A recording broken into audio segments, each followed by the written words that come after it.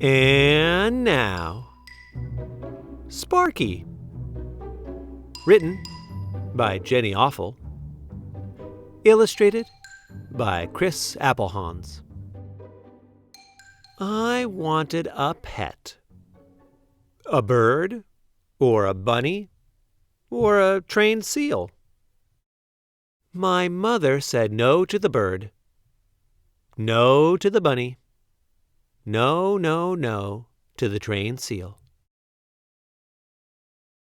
I asked her every day for a month until she finally said, "You can have any pet you want as long as it doesn't need to be walked or bathed or fed." I made her promise. Then I went to see the school librarian.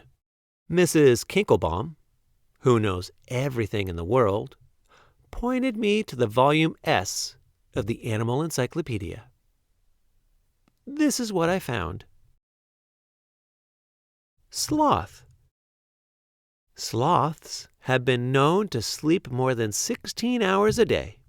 They sometimes hang upside down in trees, barely moving, for long periods of time. They survive by eating leaves and drinking the dew that collects in them. It is said that sloths are the laziest animals in the world. My sloth arrived by express mail. He was about the size of a medium-ish dog, with a flat nose and a monkey face.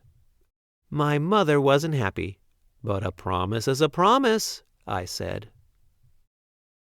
Sparky, I decided. That will be your name. I took him outside to his tree. Sparky went right to sleep. I made a sign and put it under the tree. "Guard sloth. Enter at your own peril." It was 2 days before I saw him awake. He didn't know a lot of games, so I taught him some. We played King of the Mountain, and I won. We played hide and seek, and I won. We played Kung Fu Fighter, and I won. We played statue, and Sparky was very, very good. That weekend, Mary Potts came over to investigate. Let me show you what Mary Potts is like. This is a picture of her room. Excellence in permission slip compliance. Most likely to chew closed mouth in lunchroom. Best fire drill liner-upper. Before she even took off her coat, Mary said, "Let me see your new pet." I had some worries, but I took her out to Sparky's tree. He opened his eyes and looked at us. Then he closed them again. I rubbed his belly, but it was too late. We stood there for a while, watching him sleep. His fur ruffled gently in the breeze. "I feel sorry for you," Mary said. "My cat can dance on her hind legs, and my parrot knows 20 words, including God and ice cream." "Sparky knows tricks too," I told her, but she didn't believe me. The next day, I made a poster and nailed it to the tree outside Mary Potts's house. Trained sloth extravaganza. Countless tricks to mystify you, just 7 days away. All week we trained in secret. Sometimes Sparky slept through practice and I had to poke him awake. Sometimes he forgot what he was doing and we had to start over. Sometimes he took so long to fetch that I went inside and had dinner while I waited. I was starting to think the poster had been a mistake. But a promise is a promise. On the day of the trained sloth extravaganza, my mother set up lawn chairs. 3 people came to see Sparky perform. My mother, Mary Potts, and Mrs. Edwin, the crossing guard.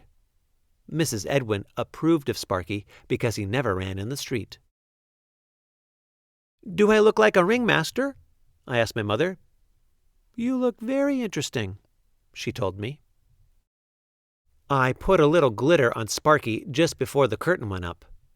I kept wishing I had written 2 tricks on the poster instead of countless tricks. "Play dead, Sparky," I said, and he did.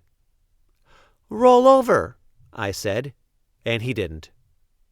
"Speak," I commanded. We all waited and waited. "Speak?" I said. Sparky looked at me. The only thing you could hear was the wind in the trees. "He has a very pretty coat, doesn't he?" Mrs. Edwin said finally. "You can't just invent a brand new pet like that," Mary told me. "A pet no one's ever even had." My mother came out with lemonade and cookies, but everyone said they had to be going. Sparky and I watched them. Then my mother made me put the chairs away. Afterward, I gave Sparky a cookie, but he ate it so slowly that I took it back again. It was getting dark out. I looked at him, and he looked at me. You could hear all the neighborhood dogs barking.